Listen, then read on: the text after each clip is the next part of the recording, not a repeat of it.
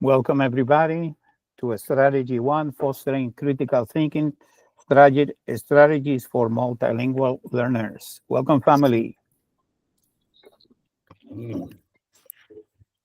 We'll start in a moment, and as soon as everybody that is joining us do so. And Peter just arrived a moment ago, so we'll get going in a minute or two.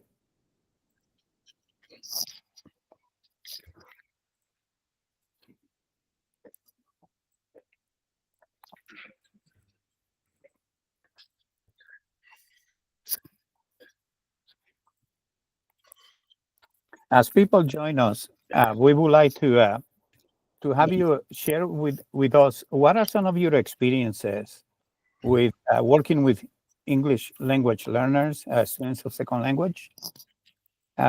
What is your experience teaching those students? Also, what are some of the challenges that we as teachers of students of second language confront in our daily practice? You feel free to unmute, or if you would like to, you can use the chat as we have done previously to write some of your experiences there.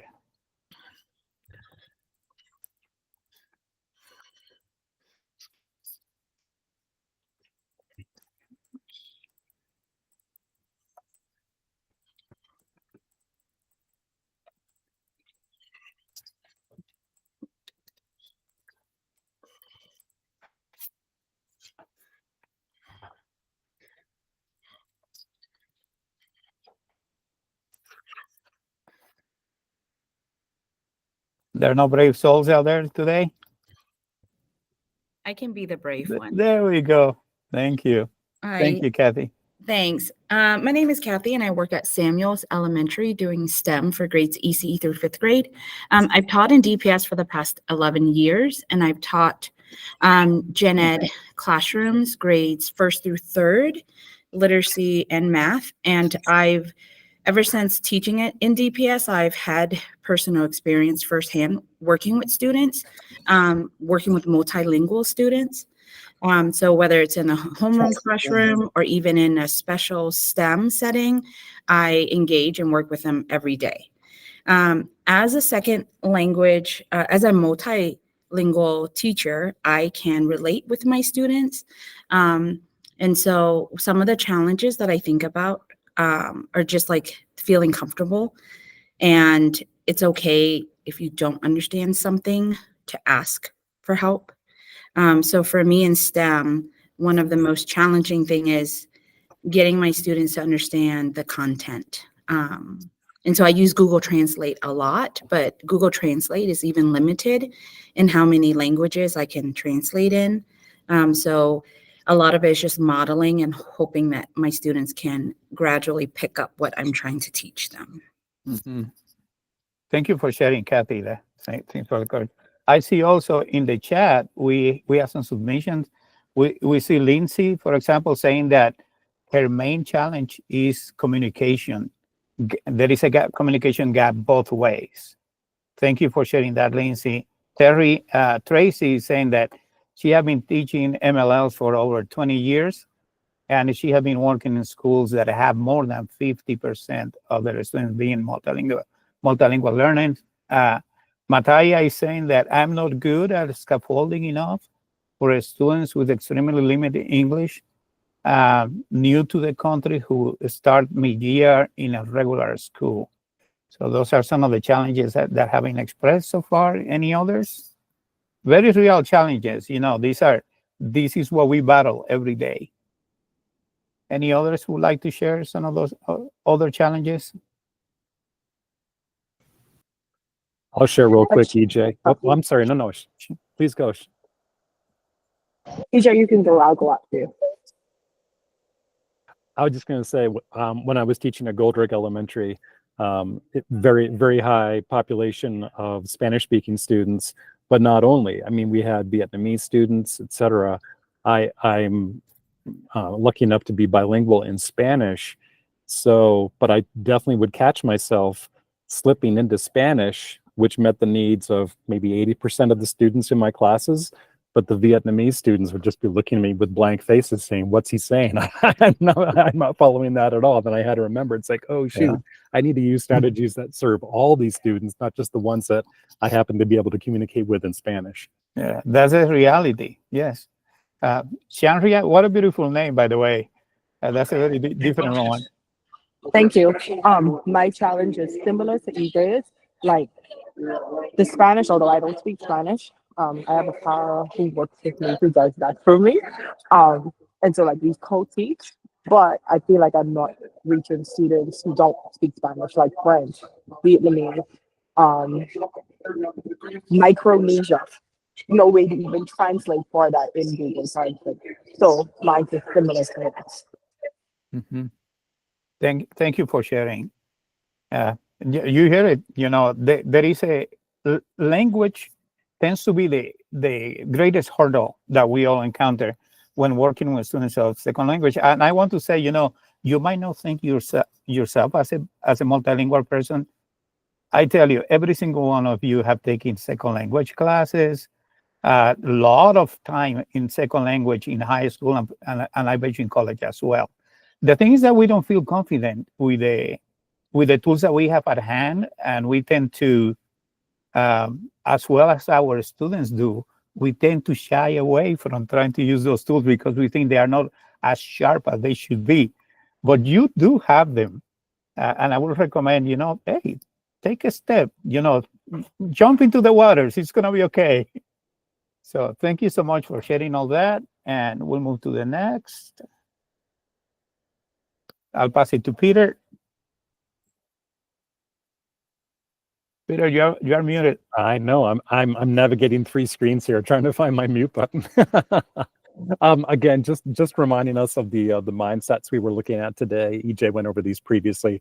My responsibility, global context, and learning conditions. So serving the needs of all your students, which often include MLL students, definitely focus on these 3 areas as a teacher. Let's see. And then we wanted, of course, to show these in Spanish as well for your reference there. So again, being mindful that this is an MLL focused session. And just real quick, going over our agenda here. We're going to go over a real quick, just kind of an article to frame us on really what is critical thinking with the lens of multilingual learners. EJ is going to go into Google Translate and really dig into how that can work both for you as a teacher and for students as well, and show you some features of that you may not be aware of. And then Read and Write, which is a tool that all students have access to in some fashion in DPS, and the MLL students in particular can get access to the full feature set there. And then finally, looking at Canva and the whiteboard feature in there as a means to show visually to build critical thinking for multi-language learners, and also to have them have a space to collaborate in. And we'll show you some different features in there that hopefully are new and useful to you. And then we definitely want to give you some time for some hands-on exploration and question and answer time with us. Have about 25 minutes for that. And then we'll do a quick share out here at the end of that in our room. And then we're going to bop back to that main meet session just to kind of close out, make sure you have the links to fill out the survey for credit and everything. So that is our agenda.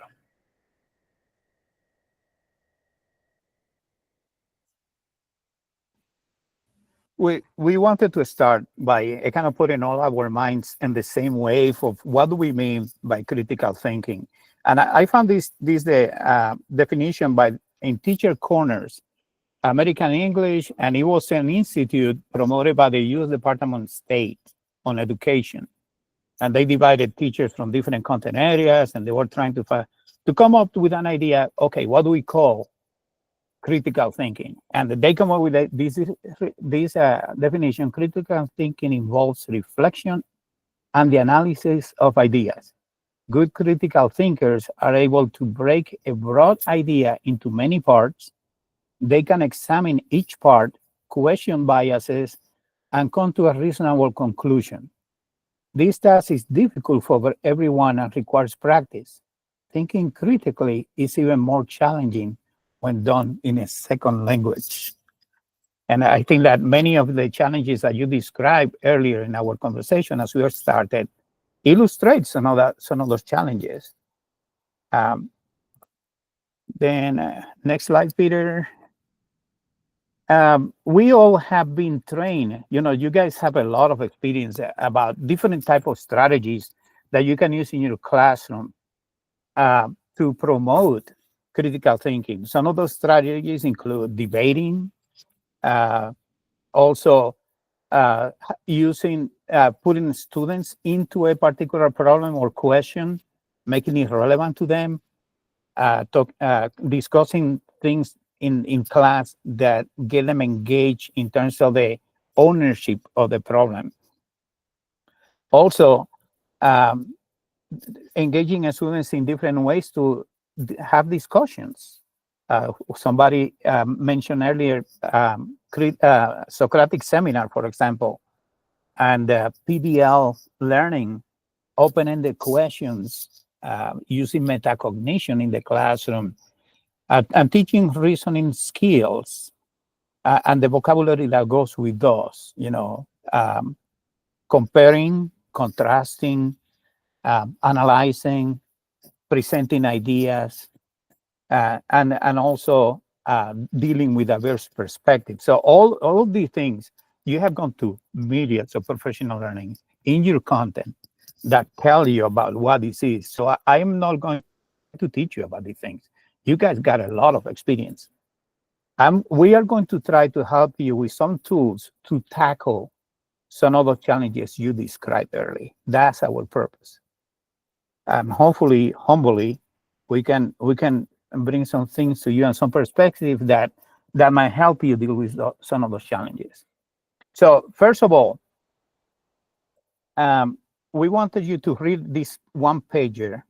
If you're in the presentation on the next slide, Peter, you'll find on the slide 17, you will find an article. The image is the link. So you click on that image and it will open an article about helping students build their critical thinking skills. What are some things that are practical to do that? So we wanted you to read that. And also the question we wanted you to have in mind as you read that page, because it's a very short article. Does language level have an impact in engaging with critical thinking? And that's the experience we want to present to you at the moment. So go ahead, take 3 minutes to go through that page. And let's talk about this particular question. Does language level have an impact in engaging with critical thinking? So 3 minutes.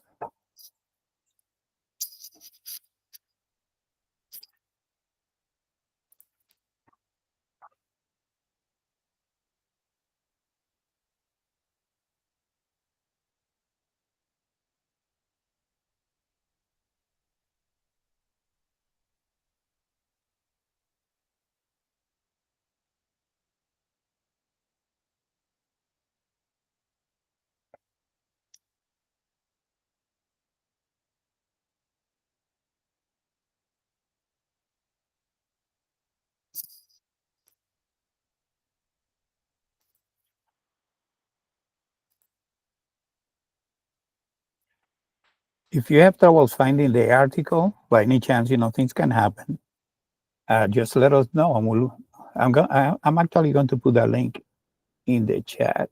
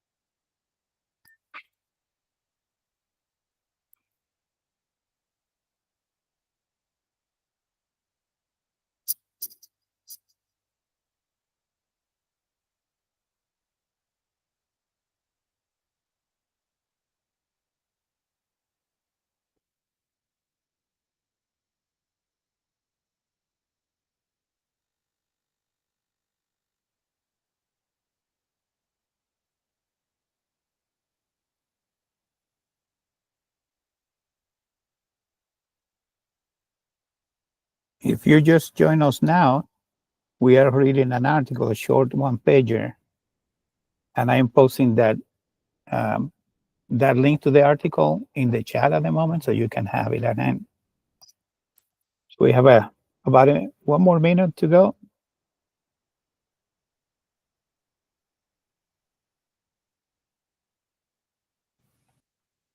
EJ, did you want folks to be writing in the chat their response to that question, or? We can, either way, if you feel free to speak, do so. If you would like to have the response in the chat, we'll certainly read it and share it with the rest.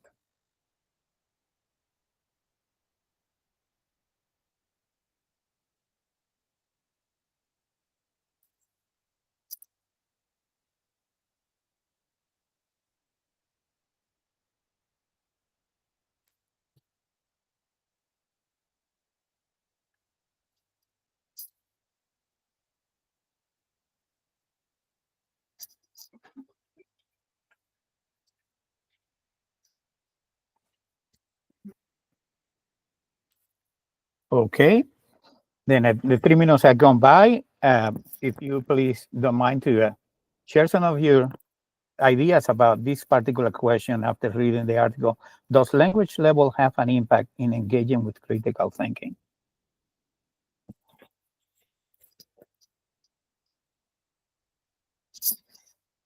You're welcome to unmute and share your idea, or you can type it in the chat.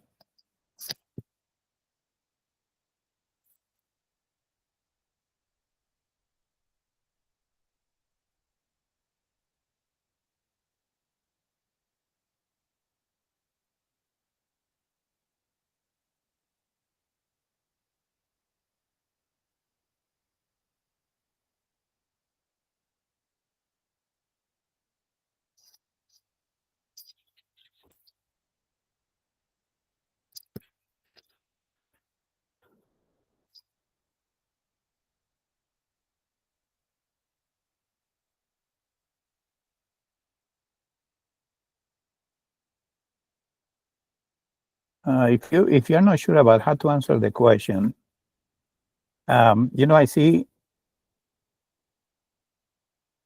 for example, open-ended questions in the article. Okay, I'll present open-ended questions to my students. Does language skills have has an influence on how my students will answer those open-ended questions? Okay, teach information literacy, for example, does language impact my students being able to develop information literacy? Does language impact how they look at diverse perspectives or not? What do you guys think?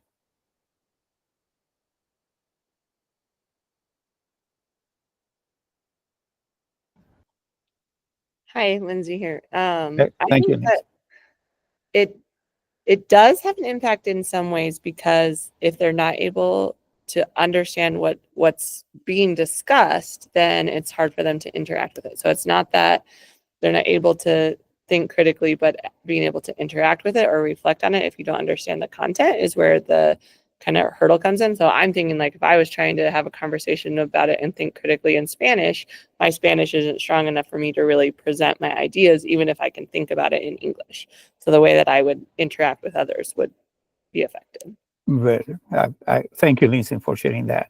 I want to share also, there is a response also on the chat by Global Education. Welcome, Global Education. I love I love the name. No, language skills versus knowledge level are two different things. I think it's more important to ensure that students have a clear definition criteria of what critical thinking entails. In this article, it leaves open-ended questions. Moving beyond the repetition of facts, critical thinking requires students to take positions, etc. Right? I see all the responses like expressing ideas clearly will be hard. Lisa Hellman, welcome, Ms. Hellman. Good to see you there. Reasoning skills can be really hard to teach per se. I really feel like it is important to just create an environment to encourage doing it live action and use an authentic learning experience to model it. Very well said. You know, where language gets in the way is on the being able to express that higher level thinking, be able to grapple with the idea and be able to share out. And many of our multilingual learners come across as if they might not know how to engage in critical thinking. The truth is that they engage in critical thinking daily in their daily lives. It is about being able to come out with those language skills to demonstrate that critical thinking many times. Peter, you raised your hand? Yeah, I was just thinking too. I mean, I was thinking of this in terms of like both input and output. Again, like we said, if they don't have strong language skills, if they're not understanding what's being presented or the material or have that background knowledge, that can be a barrier. But also how we're asking them to express what they know. If it's always either speaking or writing, those are two domains. But like one teacher talked about using STEM projects. We've seen amazing success with some MLL students with VEX robotics, for example. They can totally follow the diagrams in a VEX manual, put together this amazingly complicated machine, program it and get it going. That's a high order of critical thinking that may not require much oral or written communication at all on their part. So it's, again, how we're asking them to express what they know can also be part of that equation. Absolutely. Yeah. Thank you so much for engaging. I see, I think that there is one more. There is one more response in the chat. Tahani says, it will affect a student ability to engage. And that engagement is what, suffers many times because of the level of language, especially in English, that a student might have can get in the way. And then how do we provide different tools and different strategies to deal with that, right? And it's very time consuming, by the way. You guys know it. You have been in the field and you realize that easier said than done. You know, okay, give me all these strategies. Now let's see. But there are ways that we can tackle that. So, I'm having doubts about what to do next, because I wanted to put you through a little bit of an experiment. On slide 19, well, hold on. Peter has the previous slide, slide 18. So we wanted to summarize by saying that multilingual students have to have a point of departure, right? Everybody, you guys are alluding to that background knowledge to be able to have reason to use critical thinking skills. And Peter mentioned a moment ago that if we are trying to give them content and they cannot access the content, to build that background knowledge might be kind of difficult. Also, all aspects of critical thinking are linked to language skills. The input, as we were saying, has to be through language. It can be through graphics also, but not many people are good at learning through graphics. But graphics are a very important part of being able to access some things when you have a challenge in the language aspect. Also, consider the role of the first language in the learning process. Many times, when we negate the use of the first language, we take away a very important tool that students can use to build that background knowledge and engage in the learning activity in the classroom. So we are going to move forward. I'm going to skip 19 and 20. I'm not going to put you through the learning experience in French that I have planned for you, because I don't want to make you suffer, torture you so hard. But on slide 21 that Peter is presenting now, you notice, for example, these are access levels 1 through 6. And we know the expectations in access level is that students will have a simple level of using English language. They can use, for example, words like has, have, is, are, is, call, short sentences and phrases. Then if you look at the level 3, the expectation of language becomes a little bit more, elevated, such as describe, belongs to, is known for, is seen as, kind of comparative language. But if you look at 4 to 6, the sophisticated level, that's where we want students to be when we're talking about critical thinking and using that critical thinking in the classroom. We want them to be able to use language that is more complex. But the reality is that we have students in the whole gamut from 1 to 6 in our classroom. So Peter and I, we believe that most of it is about access, right? And there are some limitations to the tools that we are presenting. It's not like they are perfect, they are not. But in the majority of the cases, they will help us deal with the access issue. Google Translate is a good tool for that. We're going to talk now about some of the tools in there. I'm going to present my screen and I start sharing with you some of those tools. Let's see.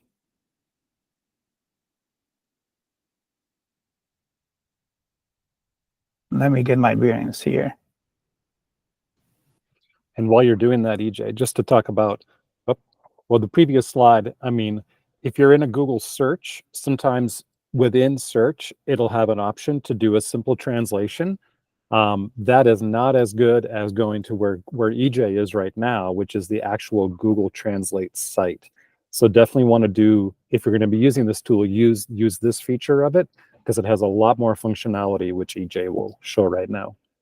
Yeah, and this tool, if you do Google Translate, you see 2 boxes that appear on the computer. But if you do translate.google.com, then this tool comes to your hand.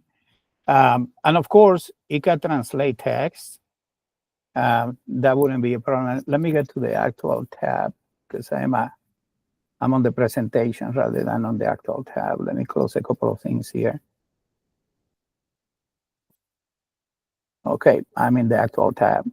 So not only can translate text, everybody's familiar with this box, but it can translate text in images. For example, I have an image that I prepared for today, and this is part of a presentation I did for Northfield High School parents there about how to use Parent Portal. And this particular image, hold on, let me open that image.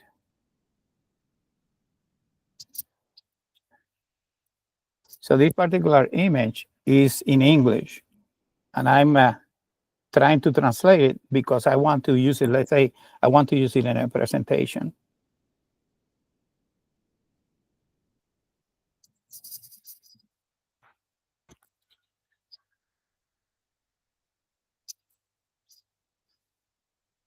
It's taking a little bit of time to do it, but So EJ, you had the image downloaded on your computer and you're uploading it into this.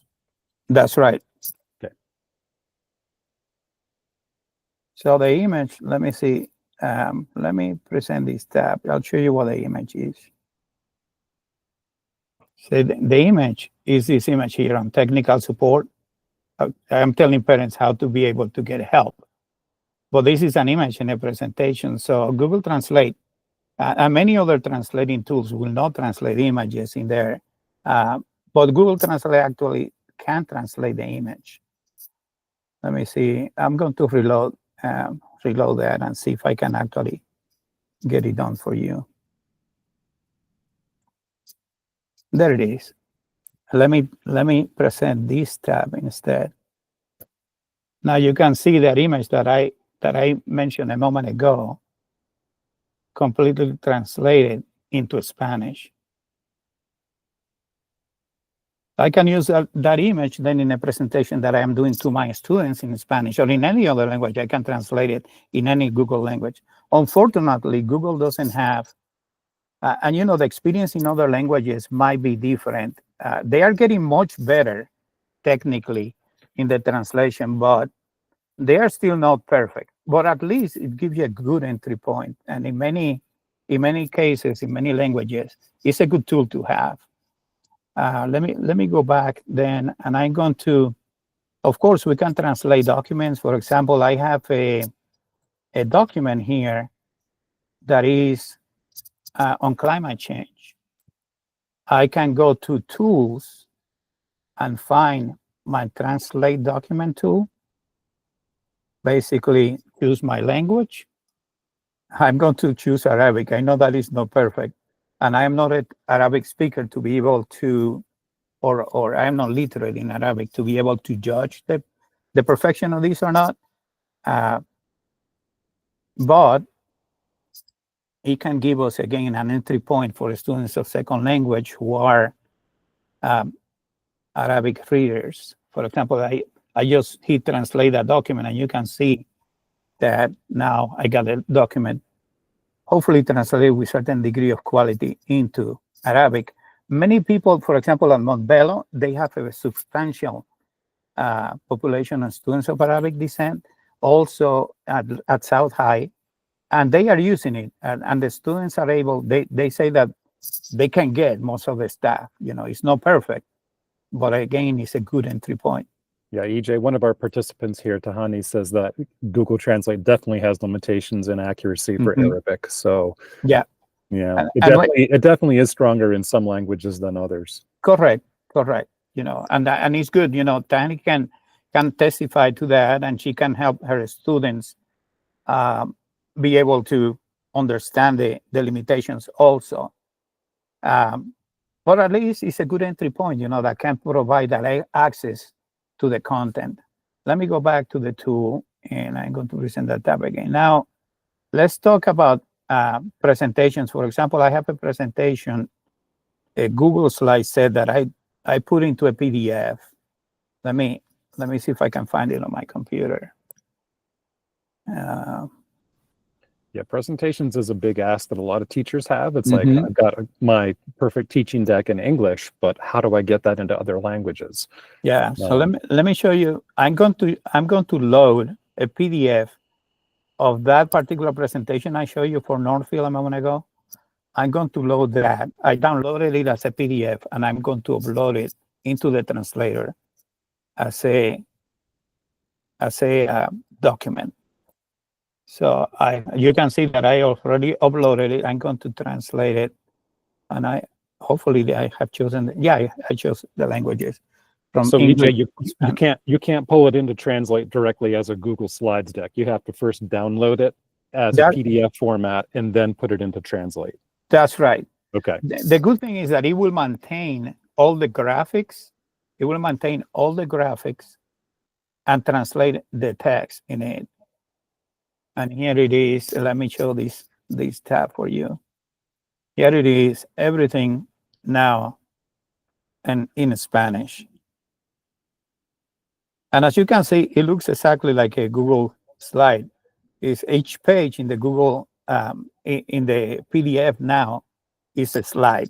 I can easily just take screenshots of these and put it in my presentation, or just use it like that.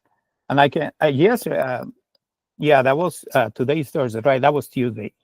But Tuesday, I had this set of the PDF on one side in Spanish, and I had the English presentation on the left side, and I was moving together with both of them, and everybody was able to follow everything about Parent Portal and other things. So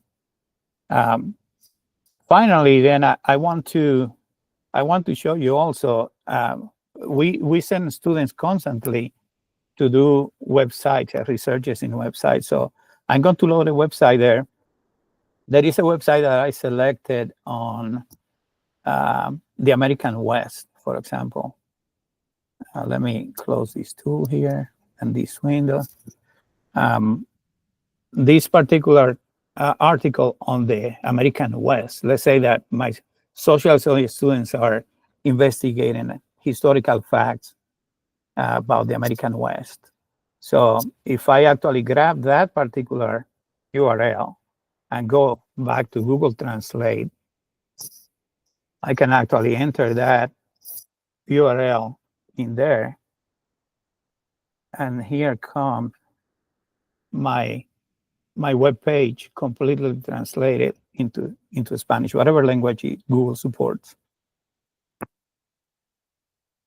One cool feature about this is that you can actually toggle back between translation and the original language. You can also change the language very quickly by going to the second language that you chose, and here comes the list for Google Translate. Also, let me close that. If most of the time, the dependent pages also become translated. For example, if I click in one of those links, the resulting page should come in English. Let me show in Spanish. Let me show you that other tab. Here is the dependent page, also in Spanish. Basically, it's grabbing the URLs of the whole website, and every dependent URL that belongs to that website goes and translate everything. So students don't have to be using the tool on every single page. You can actually change a whole URL into a different language. I think that provides a kind of good entry point for dealing with the issues around access to content due to language in these particular media. You know, like we were saying, it's not perfect, but it's a step in the right direction, definitely. So let me see. I wanted to also show you, if I go to text, I'm going to go back to the tool. And last week, I was helping the ROTC team at Montbello with this particular challenge, because they have many students of second language in the ROTC, but by Army law, they have to teach in English. And they were telling me, how can I speak to my class, give them instructions, share the content with them, and they understand what I'm trying to explain to them? And I said, you know, all you have to do is have them open their laptops, the Google Chromes, go to Google Translate, sit them by you. So you are sitting kind of in the center of the classroom, in front of your, or next to your new line board or whatever, and you have them just click in here. When I am actually speaking to my students in front of this, they are actually capturing the audio from my voice, and they can actually be reading exactly what I'm saying in English in whatever language they prefer it.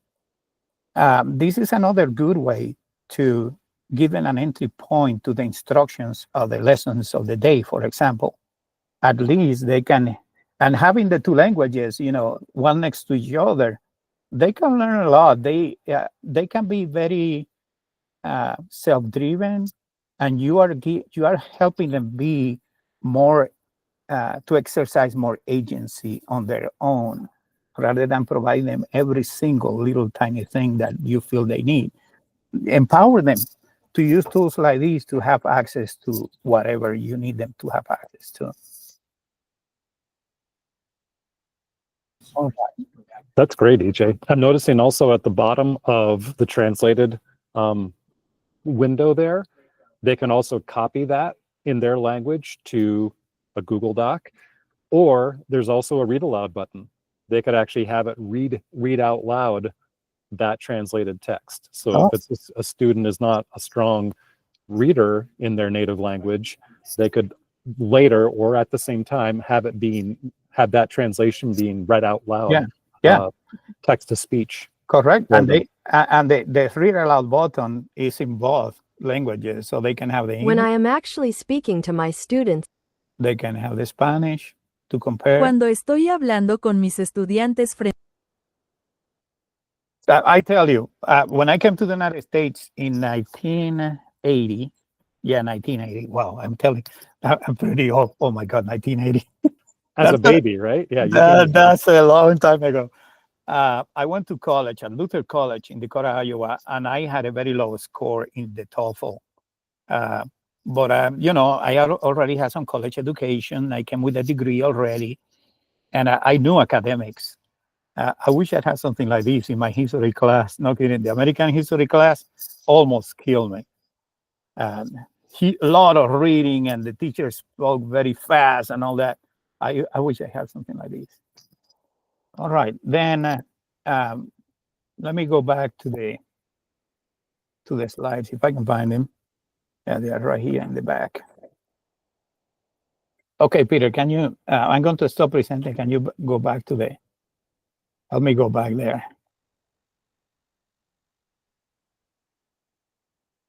All right, then I think that when it comes to Google Translate, I wanted just to share one more thing.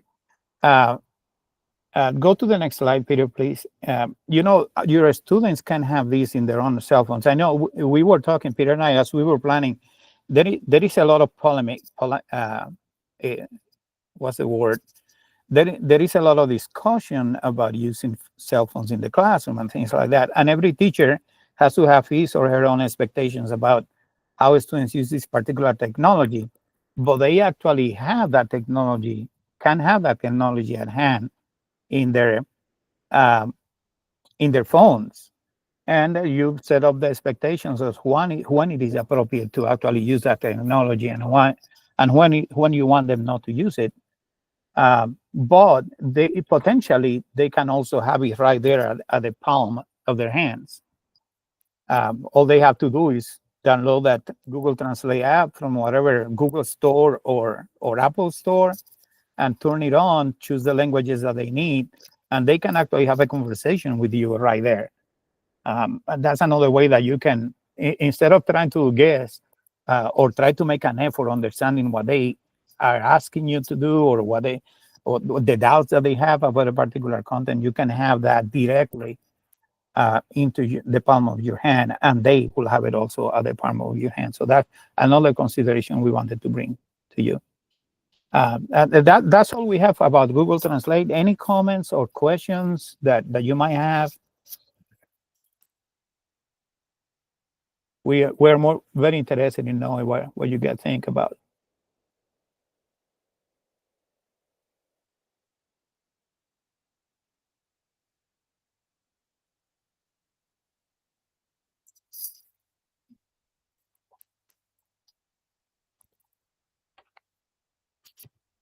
I'm exercising my wait time today. I was thinking, so even though like a lot of this seems more directed at the older kids, I have for specials, I have mixed groups with our ELA S and ELA E classes.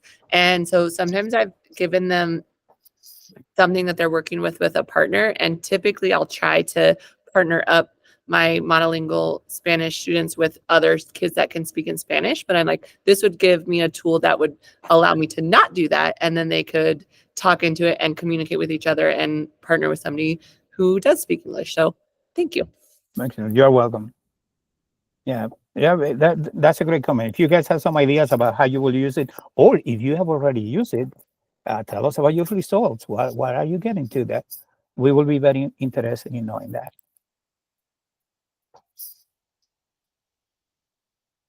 Any others?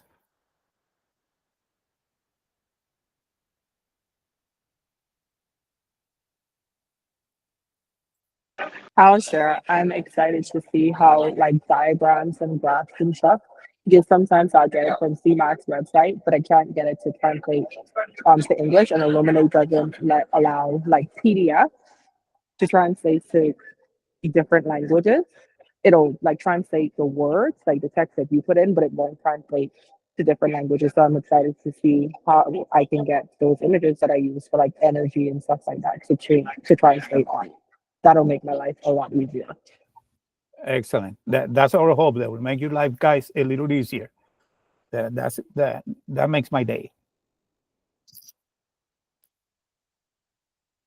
Any others before we change gears? All right, guys, and then we are going to read and write. But I want to say before we switch now, then that a big part of being able to use the critical thinking that students are capable of, a good part of that is providing access and building background and all that, and that's the beginning actually of critical thinking. I have some ideas about this problem, but how do I express those? Having that access is very important. Then we're going to talk about read and write now. It's a different tool. This particular tool is designed specifically for students with IEPs and also for students of second language. So these have two different levels of application. There is a video there that will tell you what read and write is in detail in a few minutes. It's a Google Chrome extension that basically you have to install, or our admins have installed it. Everybody in the district has it. No kidding. Everybody has at least the non-enterprise version, the free version, and the enterprise version can be released to any teacher or any student with IEP or second language upon request by the school. So, and then I'm going to show you how that's done. But once it is installed, then it does certain things that I'm going to show you more or less how each one of those tools work. Basically, it's a literacy support that will help students convert text to speech, speech to text, highlight, and annotate, and also understand unfamiliar words, build vocabulary lists on their own, and proofread their work as well. So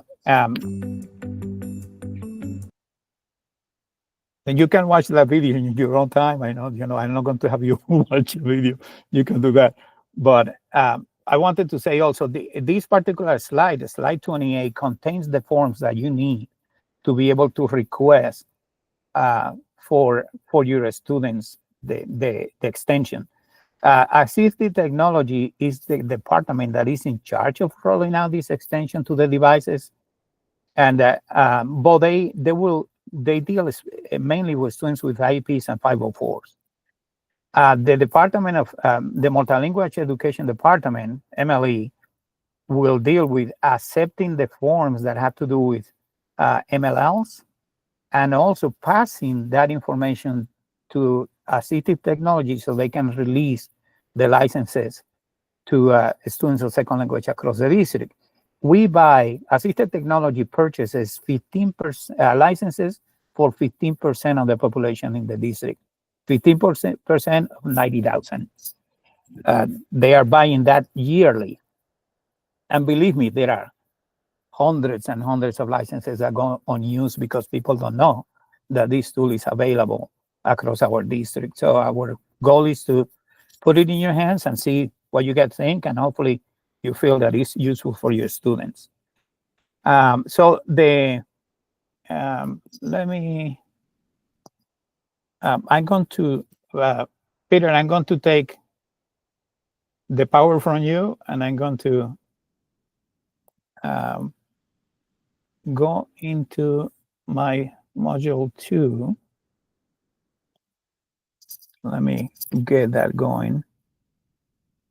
That slideshow going. I want to say this particular form is for assistive technology for students with IEPs and 504s. Usually the special educator and an administrator are the ones that fill that one. The one for MLEs, it will be good to have a principal involved or assistant principal involved in that, because they will need to upload a list of students into it in a Google form or a CSV file.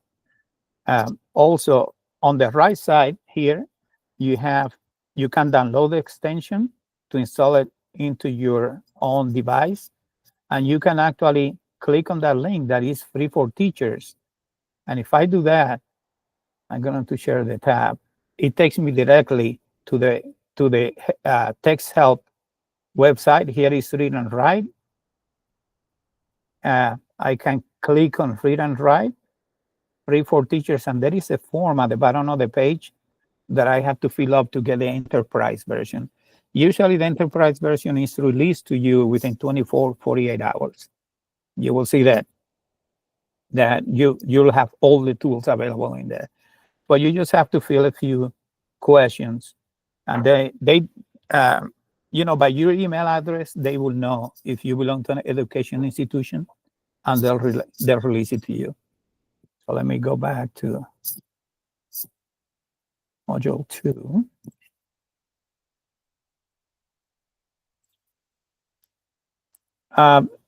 The way that the extension appears is basically a little puzzle piece on your extension tabs on the Google Chrome browser. So very easy. You guys know how to pin things. You know where to go to look at extensions you have. Hold on. See. So this illustrates a little more clear, a little bigger image where that extension lives. And then the different tools that it has. I'm going to stop here and start working on a particular document so you see how this looks like. Let me see this test document 1. Okay, so I'm going to share that tab. Since I have it installed, I'm just going to go to my extensions up here. Let me see. I don't think that you're able to see my extension, but I'm going to click on the extension itself, and I'm going to launch it on this document. Now you see that I have a bar of bunch of different tools in there. Right now, I'm in something that is called, there is a little cloud there, like a thinking bubble. I'm in something that is called the predictor. And the predictor will help students as they are writing, since the app is called Read and Write, to select words that might be used in their own writing. So I'm going to turn, I can turn the microphone on if I want to, or I can actually type in here. Let's say that this is a work that students at 9th grade are going to work on about the ethical considerations of animal life in the zoo. So I can start typing like many families, and you notice that the words start appearing at the bottom. Families. Oh, that's the word I need, families. Many families. And, enjoy. Enjoy. A trip to the zoo, but in, what's that word I'm looking for? Ready.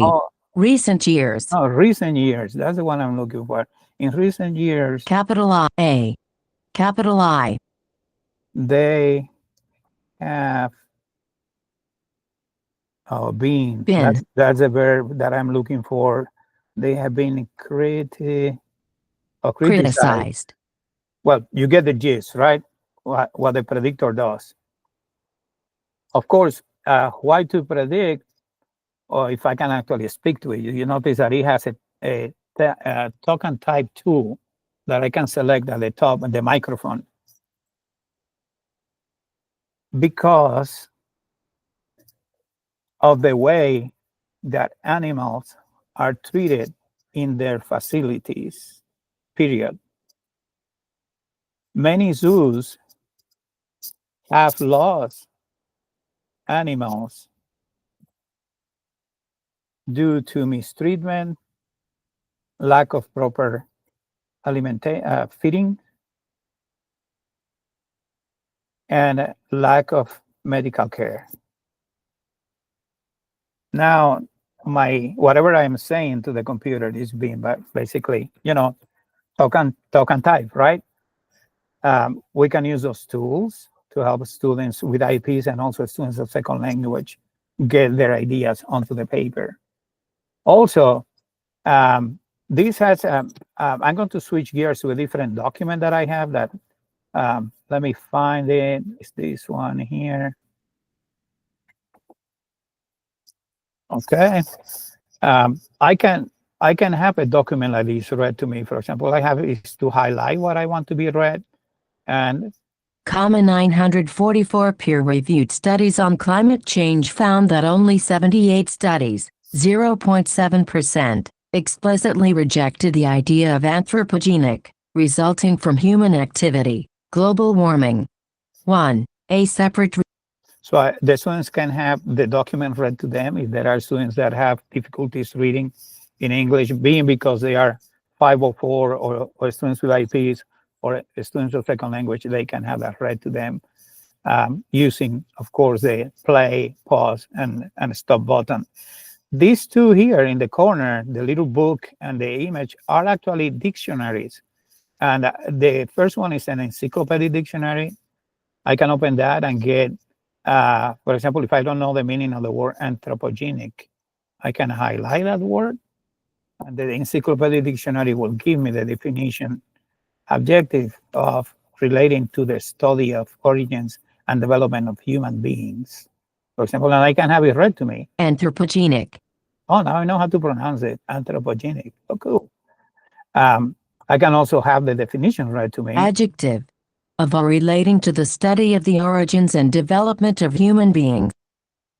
I can also use the other dictionary is a picture dictionary. So basically we'll try to find images that will relate to that particular concept. If I do anthropogenic, didn't find a match for that. Many abstract things and vocabulary might not have, but notice that now I am in scientific, for example. I'm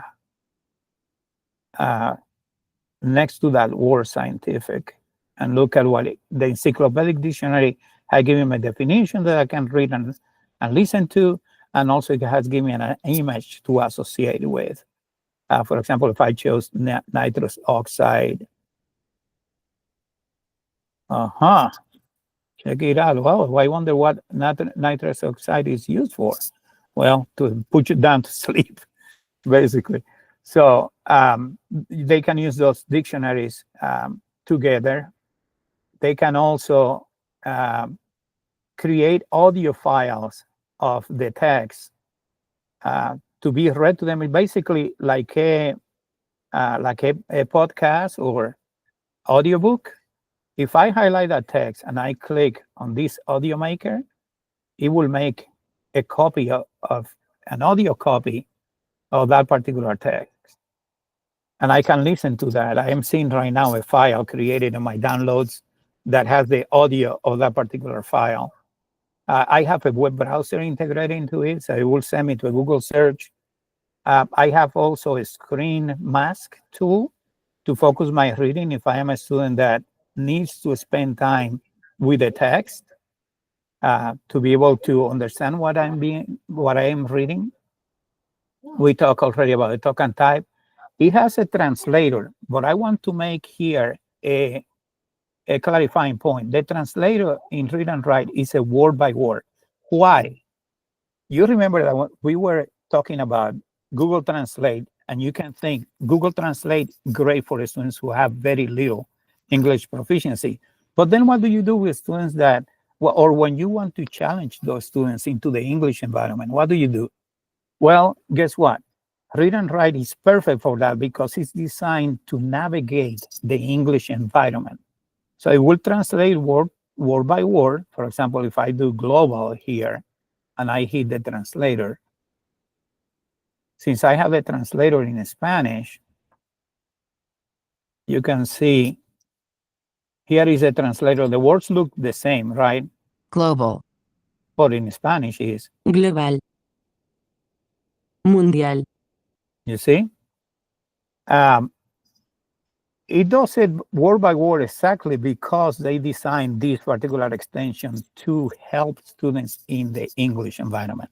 You're pushing now those students that you provided the support, the access to content through translation. Now today, guess what? I'm not going to give you translations. You need to work on your English today. You know the concepts already. So you have the foundation of what we are doing here. Now I want you to work in the English environment, and you can use this tool to provide an assistive tool for them, so they are not completely on their own. Also, they are still differentiating and providing support to them through this tool. That's why it is a word-by-word translation tool. These little tools here that are the crayons, the markers, they are really interesting. For example, I can, Peter, you raise your hand. Yeah, just real quick, we had a question. We had a question in the chat, EJ. Thanks for Someone asked, so if a student if you filled out the form for an MLL student and they're given access to read and write, are they taught how to use it? Whose responsibility is it to actually show the student how these tools work? You know, if you as a teacher want to teach them how to do it, you're welcome to. Many teachers do that. If you want one of us to come and help the students learn how to do it, we are glad to help with that. It's your choice. We can train all your students of the second language. If you want to, we can come to your classroom one day and teach it to them. Do you think most of the ESS, the special ed teachers, are familiar with this tool? Would they be a support at schools? Many of them are familiar with this tool. You know, the specialists who deal with students of IEPs, they all know this tool. The people in MLE also know this tool. We, of course, support this tool. So you have a bunch of people that you can use to help you train your students and even the staff. If we train staffs all the time about how to use this tool and how to teach their students how to use the tool. And in the resources we're going to show you in a little bit, you will see that there are videos in English and in Spanish. And those videos have the CC, the caption, the closed caption, turned on, so you can actually go and change the language of the caption to teach students in any language, in any available language, let me say, how to use these particular tools. Any other questions? So let me show you a couple more things that this does. I'm going to grab some ideas of here. For example, you notice that I have pluses and minuses. Remember, this particular article is about pros and cons for the position that humans cause global warming. So I'm going to choose a plus, and I'm going to do that blue. And here is a minus, against, basically.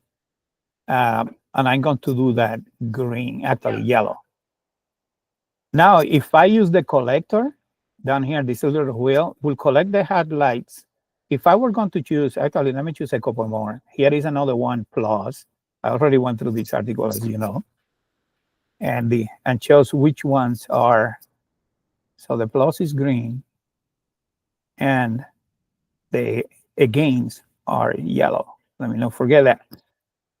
If I click on the collector, it asks me, okay, what colors do you want to pick up? And I'll pick up everything, whatever, right? Then it will create a document in a few seconds. Here it is. It will create a document with all the green sentences together and all the yellow together. So I can work on a paper. I could basically work on points for, points against, to contrast different ideas. Talking about critical thinking, right? And this is right at the fingertip of students with IEPs and 504s, and also the students of second language, so they can gather those ideas they believe And they right there are exercising just by making the choice. They are practicing. Okay, what ideas are for? What ideas are against? How do I know that? They are practicing all that. Let me go back to the tool and okay. Then I want to show you one more tool here that is called the vocabulary list. I'm going to select everything in this document again. Select everything, and I'm going to clear with the brush, clear all the selections that I did. Now I'm going to focus on words. I'm going to grab this, for example, let's say that I don't know the word of increasing, the word increasing. I don't know what that means. Increasing. I'm going to highlight that word. Let's say that the, I don't know this particular word, higher. Let me see. Actually, I'm going to do it the same color.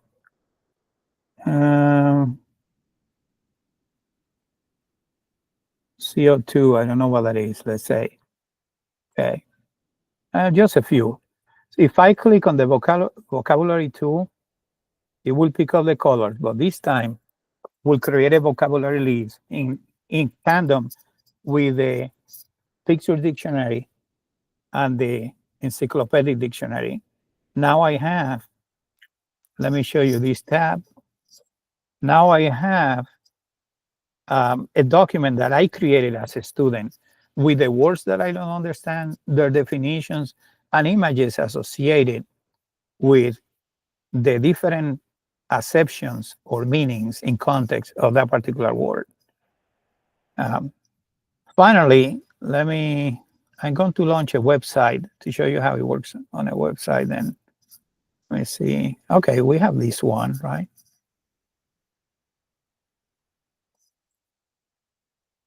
We have the American West. I'm going to show this one. Okay, here we are back on the American West. I'm going to use what is called the text simplifier, and I'm going to simplify this page.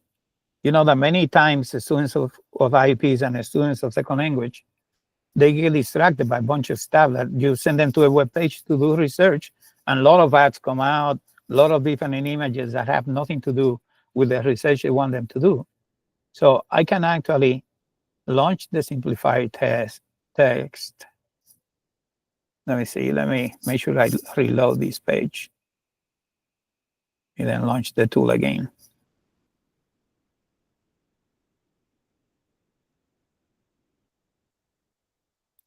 And I'll show you what it's doing on a different tab now.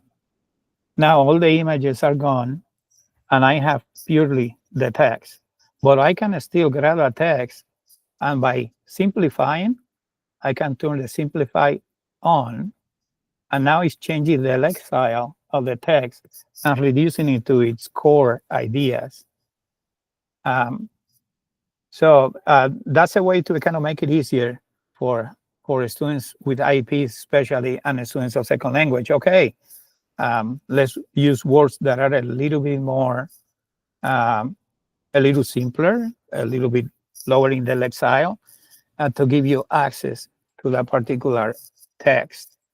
You can decide how far to go. Of course, if you go too far, then the text won't make any sense. So you have to, tell your students to go 2 or 3 levels at the most, so they can have access to the text without compromising the context of what is being said. So then that's about read and write. Let me stop sharing right here. And if you have used read and write, or what do you guys think? What are some of your ideas about how you could use this tool? Before I go into the resources.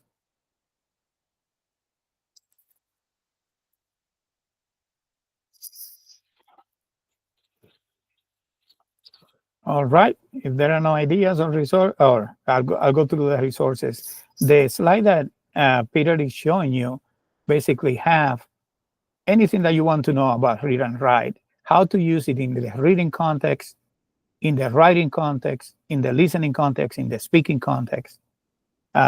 you can more or less get some ideas by watching some of those videos. You of your choice. You choose what you want to focus on, right? Next slide, friend. And like I mentioned earlier, then there are also resources in Spanish. And these resources were intended to train teachers that are not English speakers and also to train students who are not English speakers, mostly Spanish speakers, of course. But like I said, the closed caption is turned on so people can at least access the closed captions in the language of their preference. If you have any questions or need some support teaching your classes, or if you have some teammates that would like to know more about this and you go and say, hey, this is a great tool that we could use with DLLs, let's call EJ or let's send him an email, and I'll be glad to come and help you with your teams or help you with your students. So just let one of those know. There's also a link there to a big all-in-one document that has a lot of links of how to use it as well. If you are using it already and any troubles arise, let us know, because we'll jump in and try to find out what's going on in your particular case. Questions, ideas, how to use it in your own experience. If you have used it already, then let us know what is it doing for you.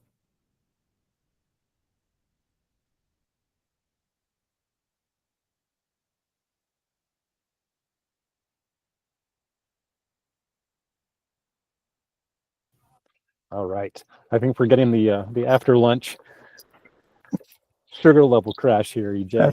All right. Hang in there. We're going to go through one more tool, and then we're going to give you some time to explore any or all of these and kind of figure out, be thinking about how you might start using some of these to support your MLL students. Good. Yeah, it seems like read and write was new to a lot of folks, EJ, so that's fantastic. All right, so the next tool we're going to talk about is Canva. All staff and DPS students have access to the professional version of Canva. Canva's vision is to provide this tool free for schools, and they're doing that for DPS, so it's a wonderful platform. There's a lot on there. If you've ever explored Canva, it can be a little bit overwhelming. But the piece of it that we're going to dig into today is its whiteboard feature. So whiteboards in general are kind of just open collaborative spaces that you can invite people to for mind mapping, for sharing ideas, for giving feedback. And Canva has its own version of that. The nice thing, again, in thinking of, again, critical thinking, is it's a way for students to see other students' ideas, give them feedback, kind of like build on the thinking of their peers. So it can be a nice, little less risky space. We mean, some of the comments we saw were that students hate talking to each other. It's too risky. They don't have the confidence to do that. Putting them in a digital space often helps to reduce that stress for students and kind of that emotional, I forget what the actual pedagogical term is. There's some emotional filter thing. Anyway, it makes it so that they can participate and engage, and you can set it up so they can engage in their language. And we're going to show you some features in Canva Whiteboard to help do some translation to support your students in multiple languages. So let me just go through some of these slides that we have that just kind of gives you a flavor of it. And then I'm actually going to get into the platform so you can see how it works.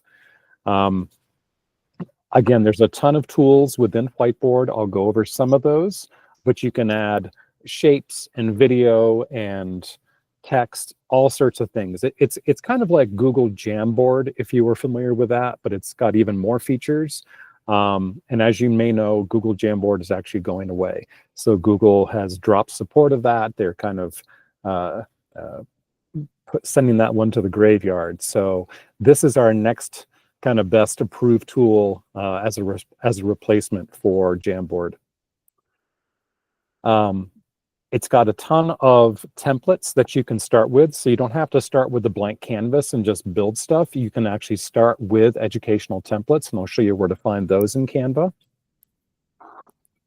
And again, it does have some built-in translation tools. So if you found find a wonderful template that is in English, but you've got students that speak Vietnamese and Tagalog and whatever, you can take that same template and using the translation tools within Canva, translate the entire thing into a language that's compatible for those students. And let's see, and just some kind of tips when you're using Canva Whiteboard. It does allow you to lock down certain elements, and I'll show you how this works. So if you've got a graphic organizer, say it's a Venn diagram, you want the students to be adding some sticky notes to the different parts of that. What you want to do at first is lock down the actual kind of background of the Venn diagram. Otherwise, they might be able to take one of the circles and move it somewhere else. So you don't want them messing with certain parts of the whiteboard that you've set up, just the pieces that you want them to be able to add and contribute. So you can lock things so they can't touch certain parts of it, but then be able to contribute their own input. If you're using it for feedback, say, there's lots of fun little stickers that you could like kind of set up on the side of a feedback thing that students could just then grab those and drag to give other people feedback. So that way they're not spending time going into the menus, trying to find the right thing. You can set up, pre-populate a lot of things that you want them to use for feedback that are just there for them to grab and move. If you are going to have them use sticky notes, probably you could pre-populate some sticky notes, but the nice thing is if they go over to the menu on the side that says elements and actually grab their own sticky note, it puts their name at the bottom of the sticky note automatically that you can't actually edit or remove. So that's a nice accountability feature. So that way you know which students have added which sticky notes to a KWL chart or something like that. Jen, students can translate, yes. Yep, they can do that with their own copy, and I'll show you how to do that. Yeah, Jen says she has as many as 6 different languages in her class and 50 minutes to do it. Yes. Yep. So you could teach them, it's like, I've given you a copy, this is yours, here's how to translate it to your language to work in. And then self-agency, right? Exactly, right? Good, great question. Okay, so let me go through a quick demo of that. Let me go back. So let me stop sharing that, and we'll actually do just a really quick demo of Canva. And while I'm getting this ready, let's see, find the right window here. Okay, here we go. Okay, so here we are. Okay. All right, so here is what Canva looks like. It's just canva.com. So it's not Canvas with an S. That's a learning management system. This is Canva. And if you go up here to log in, if you haven't logged in before, you want to use your Google account. So make sure that you're logged into DPS Google in another tab or something. You want to hit continue with Google, and then you want to choose your DPSK12.net Google account, which I'm doing. It popped up in another window that you're not seeing. So you just sign into Canva, give it a few seconds, and I want to choose my correct account here. And here we are. And like I said, we have a full pro version of Canva with all the bells and whistles, which is really nice. This is kind of the main landing page, and you can do a lot in Canva. It's a full-fledged like publishing suite. You can make presentations, you can make websites, you can do screencasts, you can do videos in here. I know Screencastify is a tool we used to pay for as a district. We don't anymore. You can do that in Canva using their video tool. So that's kind of a nice option. But what we're interested right now is the whiteboard feature. So I'm going to go over here to where it says whiteboard. And if I click on that, it'll just open up a brand new whiteboard. And let's see. And it's giving me an option to look for some templates. So I am going to do that. I can just type in here what I'm looking to do. Get to the right screen here. So I can search for templates, or I can use this little button here to kind of get to more filters. Actually, that's more colors. Let me just do education. Let's say education, let's say 6th grade KWL chart. And I'll just do a search for that, and bam, it gives me some templates I can start with right away. Very nice. They're already colored in, got some different formats to choose from. Lots of stuff here. I think there's over, 5,000 different templates that you can start with in Canva. So if I like, that one's a little cutesy. Let's try this one.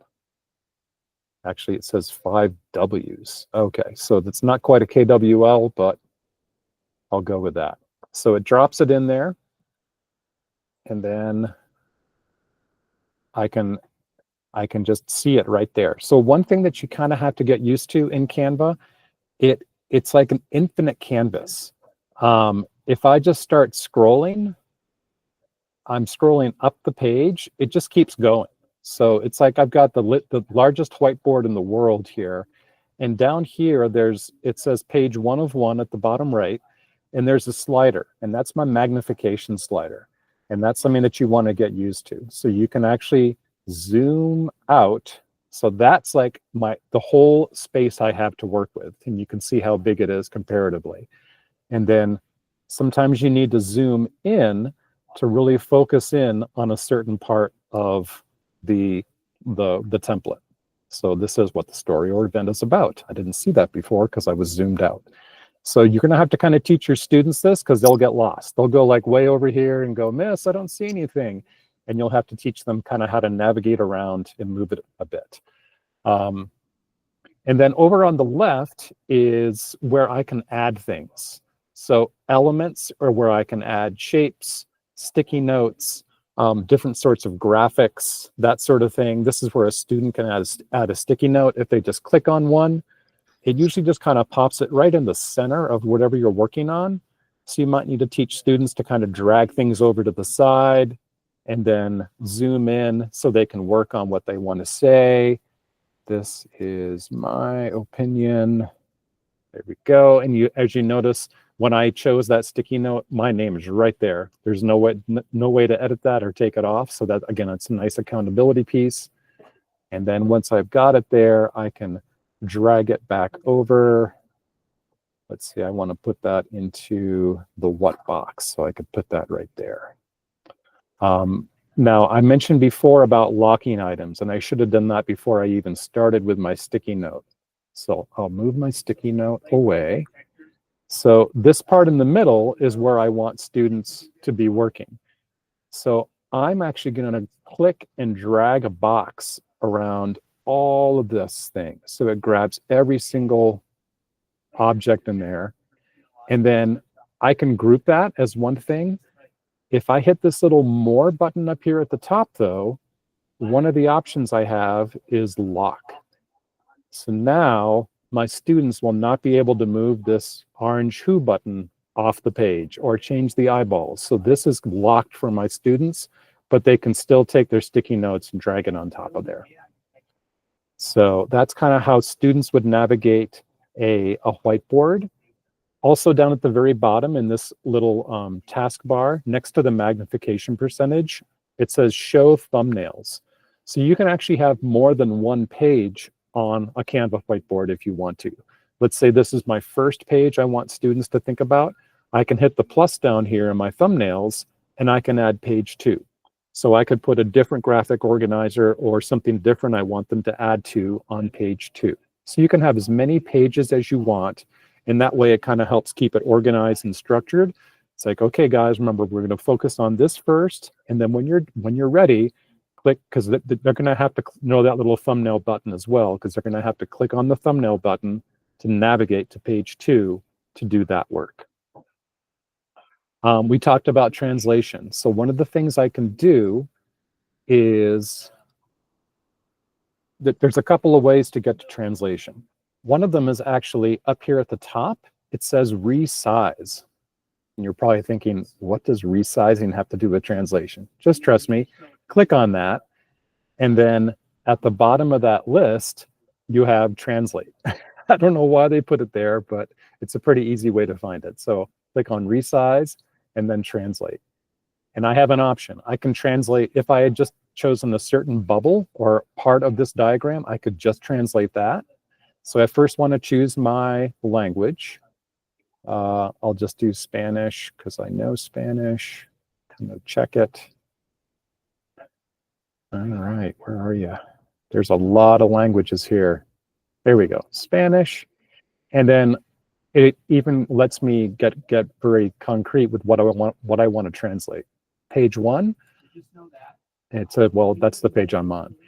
And then if I hit translate, it's going to make a copy, but I can also say translate existing design without creating a copy. Let me try that. And I did 1. And I'm wondering why it's not letting me do that. Question. I didn't put that teacher on the spot. I didn't put that teacher on the spot yesterday.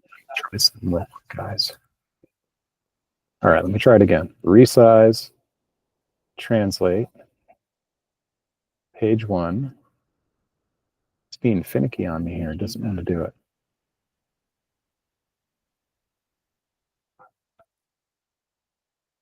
Yeah. I don't have a lot in Seems to be working on something. I'm not sure what the issue is here, guys. Of course, when you're doing it in front of a crowd, it never works, right? But when you hit translate, it will translate every piece of text on that diagram into the language that you've chosen, which is quite handy when it works. So that's one way to translate.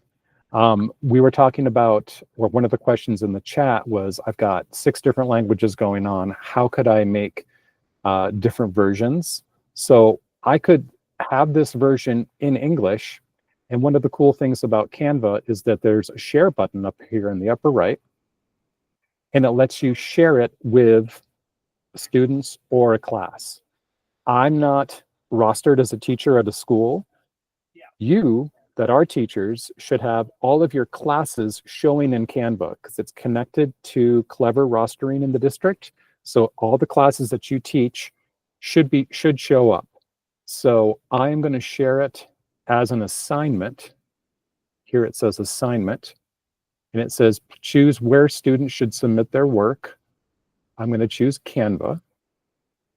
And then I have a couple of options. I can share a new design for each student. So each student would get their own copy of this, which is probably what you want to do, because then you could teach them to translate it as needed into the language that they need to really understand it. You can add some instructions to the assignment, and then you hit next, and it says, who is this assignment for? This is where your classes should show up. So if it's, first period biology or math homeroom, that's what should show up for you as an option as to what students you're pushing this out to. And then you hit publish. And then when they go into Canva, when they sign in with their DPS Google accounts, they should see that assignment pop up as something that you have sent out to them to work on. And again, my access to this is a little different as a central office person than it is as a teacher. So I think that might be some of the issues I'm experiencing here with these spinning wheels. Or maybe I've just got my computer trying to do too many things. That could be it too. Questions out there on any of these things? I know I've gone through a lot real quickly. You can come off of mute, throw something in the chat. And again, I've just kind of scratched the surface here. There are a ton of different templates, and you don't need to start with something in Canva either. You can upload your own images.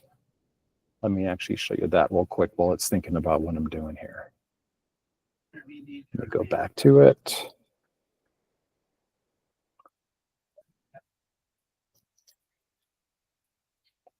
All right.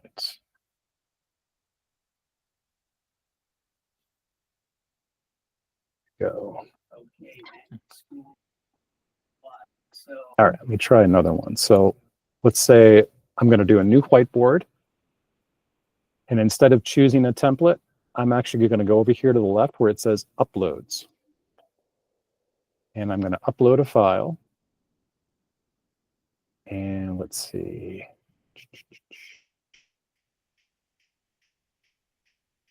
And files you can upload are usually, you can't upload a PDF to this, so you'd have to turn it into an image. But here's something from the Amplify Science curriculum that I can throw in as something for students to work on.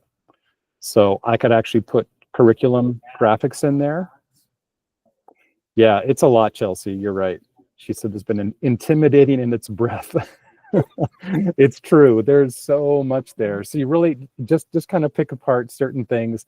They have a wonderful help tutorial library as well, which, you know, if any of us had time, we could become experts in all these things. But this one I think really is a nice way to kind of get started.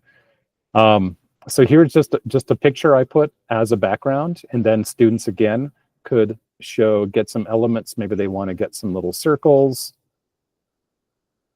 And maybe you could pre-populate some of these for students. So let's say I got a little circle over here to show, you know, atoms zipping around. And then I could copy these, Command C, Command V. I can make a whole bunch of these for students to grab. Anyway, you get the gist. And then when students get this, they could grab one and show, you know, okay, in this one, colder air, there's not much going on. There's a couple of atoms, it's very cold, I don't know. And if I wanted all my class to be working on this, I showed you the last time how to send out templates, but if I wanted everyone to be collaborating in one whiteboard, I would also go up here to the share, but then I would just choose, it says only you can access, or anyone with the link. Probably anyone with the link, that's probably pretty safe. I don't have permission to share this design. Okay, let me try that. Canva's not playing nice with me. Anyway, you want to get a link that other people can access and then share that link with your class. Either, you know, send it out in Schoology or do something. And then on that one link, then you can have a lot of different collaborators working on that whiteboard at the same time. So let's get started with Magic School. Okay, we are running out of time. We definitely wanted to give you guys some time to explore. It's 2:18. We need to be back in the main room at 2:30. So why don't you spend a few minutes exploring, or if you want to come off mute, you can also ask us questions about any of these tools and we can show you different things there. We'd love to hear if you've had any light bulbs or ahas about using any of these tools yourselves, or things that you might want to try coming up. And then at 2:30, we're all going to pop back to the main meet. We'll put that link in the chat here so we all have it as well. But spend a little time digging in. Again, if you have a specific question or want to see a certain feature, you can come off of mute and talk to EJ and myself, and we can hopefully demo some of those things. If you need to get up and stretch and get a drink of water, please take this time to do that as well.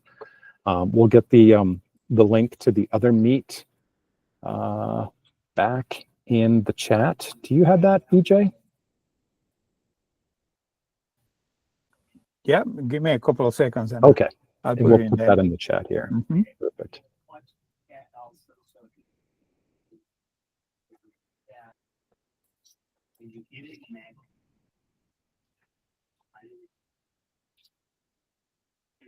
Things about the platform. And let me Search for tools. back to right. So unfortunately, we spoke too long, so you don't have as much time as we had hoped, but maybe you were already exploring some things that piqued your interest from before. Thank you, EJ. So that's the meet link that we'll all hop back into starting at 2:30. But again, if you have any specific questions or want to know more or see more now, please let us know either in the chat or you can come off of mute. Otherwise, do what you need for yourself right now. And we'll come back in maybe like 6 or 7 minutes here, share out real quick, and then we'll all jump back into the main meet at 2:30. Hey, Peter.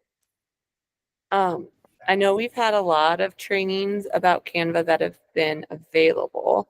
Do we have any like knowledge-based things of like if we're looking at, okay, how do I translate it again that we can easily access and look at it when we're not with you? Yes, I will either curate or find that collection. I know we've had Canva trainers at other professional learning pieces in past Teal days. Our kind of Canva expert in the district, her name is Nikki Tygeson. She works for DOTS. I can check with her to see if she has some stuff. Go ahead, EJ. I'm looking for some things to put them here also in the chat. Oh, thank you. Perfect.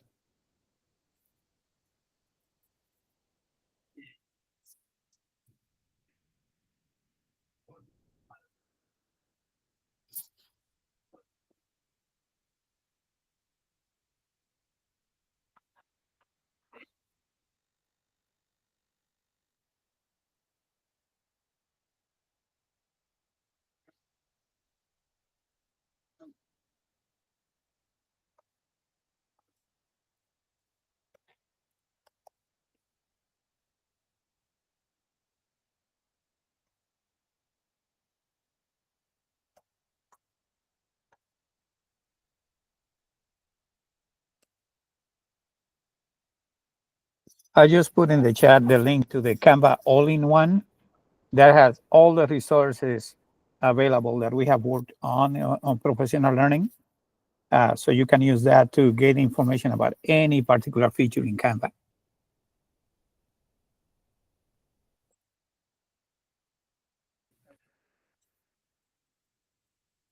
And I guess one thing I'd like to encourage too, and I know this was always hard for me when I was a teacher, don't feel like you have to be the ultimate expert at any of these tools before you hand them over to students.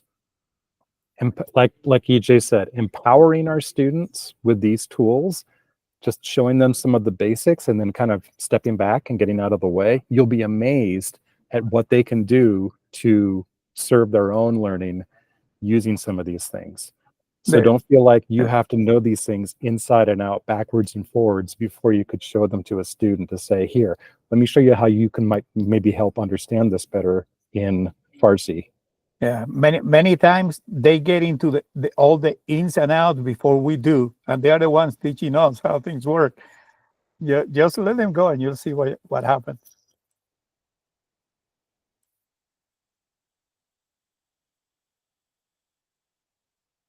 I truly believe that these type of tools can really change the dynamic of the classroom and the dynamic of the relationship between the teacher, the content, and the student. I think that you can make very different things happen with this. You are welcome, guys.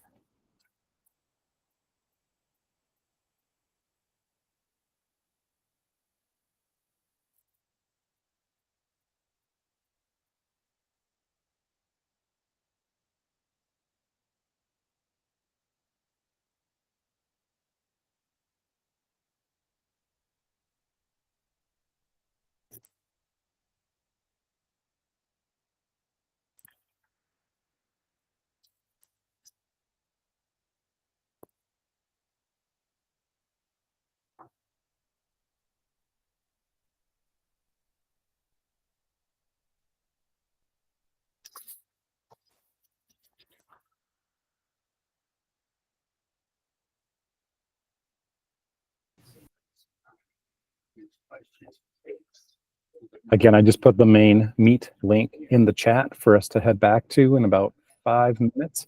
Any last thoughts or ideas to share for the good of the group around supporting our MLL students with technology or any of these tools?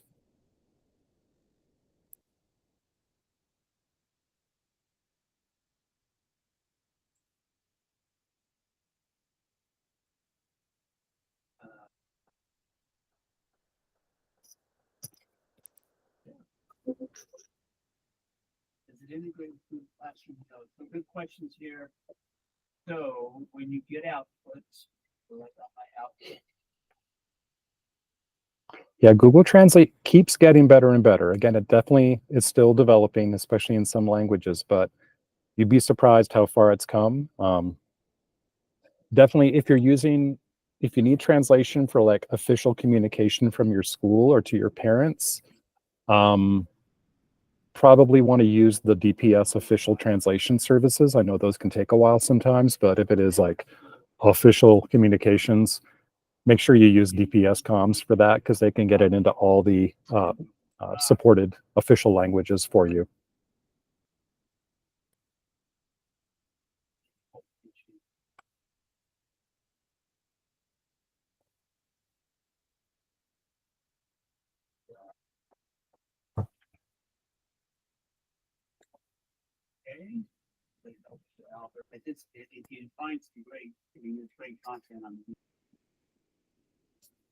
Well, thank you again for joining our session here. I hope we at least had a few tidbits that you hadn't seen before that might be useful for you and your students. Hope you have a nice long weekend. I know it's a strange days coming up of conferences and non-student stuff, but hopefully you get some little recharge time. You guys definitely deserve it.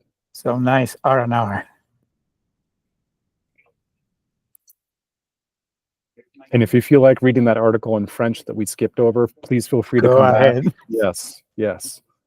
Stretch your brain.